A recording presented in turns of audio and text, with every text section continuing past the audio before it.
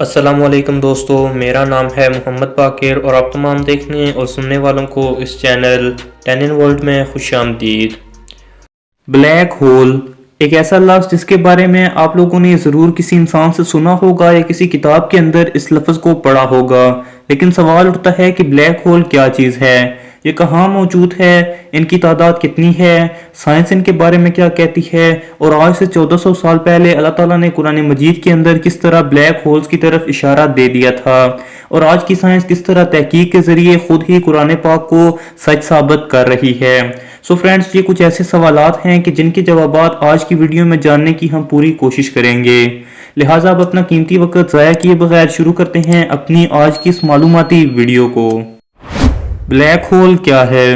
دوستو، black hole دراصل کائنات میں موجود وہ مقامات ہیں جن کی کشش ثقل یعنی گریویٹیشنل فورس اس قدر زیادہ ہے کہ وہ روشنی کو بھی اپنے اندر کھینچ سکتے ہیں۔ یہ کائنات میں موجود ایسے مقامات ہیں جو کہ اپنی ارد گرد موجود بڑے بڑے ستاروں کو بھی نگلنے کی طاقت رکھتے ہیں، اور آپ خود اندازہ لگائیں کہ وہ چیز جو کہ روشنی تک کو نگل سکتی ہے اسے دیکھ پانا انسان کے لیے ممکن نہیں، لیکن انسانوں نے اسے ممکن بنا لیا۔ مگر کیسے؟ تو دوستو، اس کا جواب ملتا ہے ہمیں 10 اپریل 2019 میں۔ یہ وہ دن تھا جب انسانی تاریخ نے وہ سنگ میل عبور کر لیا کہ جہاں وہ بلیک ہول کی تصویر لینے میں کامیاب ہوا۔ اس سال یعنی 2019 میں بلیک ہول کی تصویر لینا کوئی عام کام نہیں بلکہ انسان کا سائنسی تاریخ میں ایک بہت ہی بڑا کارنامہ تھا، اور اس وقت پورے انٹرنیشنل میڈیا نے اس چیز کو کور کیا، کیونکہ یہ تصویر محض چند سیکنڈ، چند منٹ یا چند گھنٹوں میں نہیں بلکہ کئی سالوں کی محنت کے بعد لی گئی تھی۔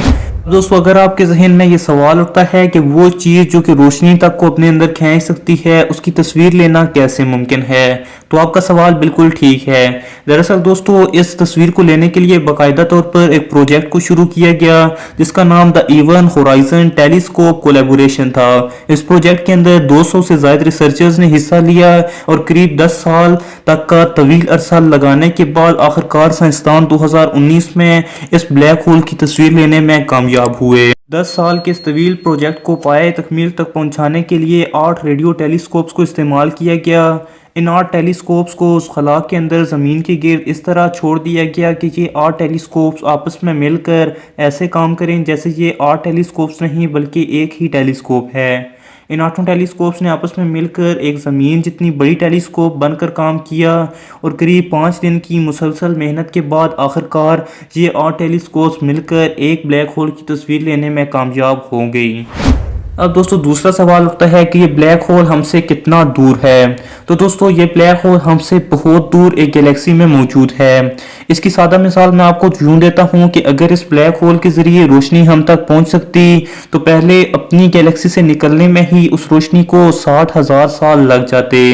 اپنی گیلیکسی سے نکلنے کے بعد اگلے 55 ملین سال سپیس میں سفر کرے گی، اور اس کے بعد یہ روشنی ہم تک پہنچ سکے گی۔ یعنی یہ اتنا دور ہے کہ اس چیز کو دیکھ کر اس کی تصویر لینا کوئی معمولی بات نہیں، اور یقیناً اس کی دوری کو جاننے کے بعد اب آپ کو اندازہ ہو چکا ہوگا کہ واقعی میں 10 سال کی طویل محنت آخر سائنسدانوں نے کیوں کی، اور اتنا طویل وقت اس ہی تصویر کو لینے میں کیسے استعمال کر دیا۔ اب دوستو، سوال اٹھتا ہے کہ کیا یہ بلیک ہول ہماری زمین کے لیے بھی خطرناک ہے؟ تو اس کا جواب ہے نہیں، کیونکہ اگر یہ بلیک ہول ہماری گیلیکسی کے اندر موجود ہوتا تو یقیناً اب تک ہماری زمین، سورج اور چاند اور دیگر تمام سیارے اس کی خوراک بن چکے ہوتے، لیکن چونکہ یہ ہم سے دور ایک اور گیلیکسی میں موجود ہے لہٰذا اس سے ہمیں کوئی خطرہ نہیں۔ ایک اور سوال جو ہمارے ذہنوں میں اٹھتا ہے کہ کیا یہ بلیک ہول اتنا بڑا ہے کہ وہ ہمارے پورے نظام شمسی کو نگل لے گا؟ تو دوستو، اس کا جواب ہے جی ہاں، یہ ہمارے نظام شمسی کو بالکل اسی طرح نگل سکتا ہے جس طرح کوئی بڑا آدمی ایک چھوٹی سی ٹافی کو نگل سکتا ہے۔ یعنی اس کے لیے ہماری زمین، سورج، سیاروں اور چاند وغیرہ کو نگلنا کوئی مشکل کام نہیں۔ اور اس کی سادہ مثال آپ کو یوں دیتا ہوں کہ اگر کسی انسان کے پاس ایک چھوٹے سکے کے برابر بھی بلیک ہول موجود ہو تو وہ بلیک ہول اتنا زیادہ طاقتور ہوگا کہ وہ پوری زمین کو اپنے اندر نگل لے گا۔ مختصراً دوستو، یہ تھی بلیک ہول سے جڑی کچھ بنیادی معلومات۔ اب آتے ہیں ویڈیو کے دوسرے حصے کی طرف، یعنی قرآن پاک کے اندر آج سے 1400 سال پہلے اللہ تعالیٰ نے کیسے بلیک ہولز کی وضاحت کی، اور آج کی سائنس کس طرح اس وضاحت کو سچ ثابت کر رہی ہے۔ दोस्तों अल्लाह ताला ने सूरत तारिक और सूरत वाक़िया के अंदर ब्लैक होल्स के बारे में निशानदेही की और मौजूदा दौर के अंदर लफ्ज़ तारिक को साइंसी ज़बान में ब्लैक होल कहा जाता है। आज की साइंस अभी तक तहकीक करके 2 ब्लैक होल्स को दरियाफ्त कर चुकी है, जिनमें से एक का नाम S514+18 रखा गया, जबकि दूसरे का नाम XTEJ1650 रखा गया। दोस्तों कुरान पाक के अंदर अल्लाह ताला ने सूरह मोमिनीन में बताया कि इनकी कुल तादाद 7 है और कुरान पाक ने ब्लैक होल्स को सितारों के डूबने की जगह भी करार दिया, लेकिन इसकी तहकीक अभी तक साइंस मुकम्मल तौर पर नहीं कर पाई। कुरान पाक में अल्लाह ताला ने यह भी बता दिया कि इस कायनात की तरह दीगर भी कई कायनातें मौजूद हैं। सूरह नूह के अंदर अल्लाह ताला ने इन्हें 7 मुतवाज़न कायनातें कहा है और आज की साइंस भी ये बात मानती है कि हमारी कायनात की तरह मज़ीद कई कायनातें मौजूद हैं जिन्हें द पैरेलल यूनिवर्स थ्योरी के हिसाब से माना जा रहा है। दोस्तों ब्लैक होल्स के बारे में जानने के बाद एक सवाल जो अमूमन ज़हन में आता है वो ये कि आखिर ब्लैक होल के अंदर जाने वाली चीज़ें कहाँ जाती हैं, क्या वो ख़त्म हो जाती हैं या कहीं और किसी दूसरी दुनिया में चली जाती हैं। ये एक ऐसा सवाल है जिसके बारे में बहुत सी थ्योरीज पेश की गई। बास के मुताबिक वाकई में ब्लैक होल के जरिए एक कायनात से दूसरी कायनात में चीज़ें चली जाती हैं, जबकि कई लोगों के मुताबिक वो चीज़ें ख़त्म हो जाती हैं। लेकिन इसका जवाब भी कुरान पाक ने बड़ा वाज़ह दे दिया।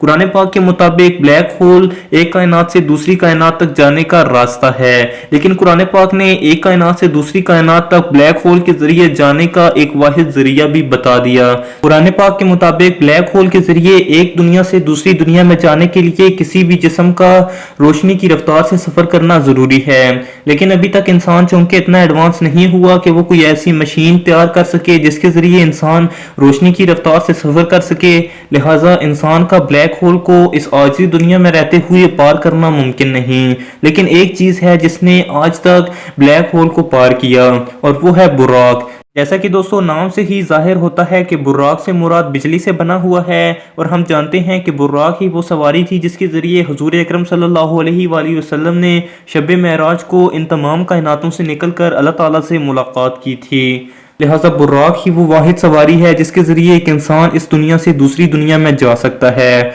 मगर अभी इंसान इतना एडवांस नहीं हुआ कि वो बुर्राक की मानद तेज़ रफ्तार मशीन तैयार कर सके।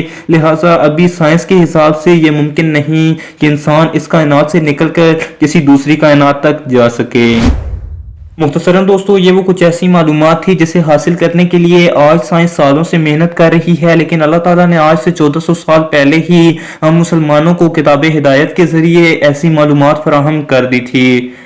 अल्लाह ताला से दुआ है कि वो हमें कुरान पाक पढ़ने, इसे समझने और इस पर अमल करने की ताकत अता करे। तो मुख्तसरन दोस्तों ये थी मेरी आज की वीडियो और उम्मीद करता हूँ आपको ये वीडियो पसंद आई होगी। अगर आपको ये वीडियो पसंद आई है तो स्क्रीन पर दिखाई गई तरीकेकार के मुताबिक इस वीडियो को लाइक कर दें, मेरे चैनल को सब्सक्राइब कर दें और साथ ही बेल आइकन को प्रेस कर दें ताकि आपको ऐसी मज़ीद मालूमाती वीडियो सबसे पहले और बआसानी मिल सकें। अब मैं आपसे मिलूंगा ऐसी ही एक और मालूमाती वीडियो में, तब तक के लिए अपना ख्याल रखिएगा। अल्लाह हाफिज।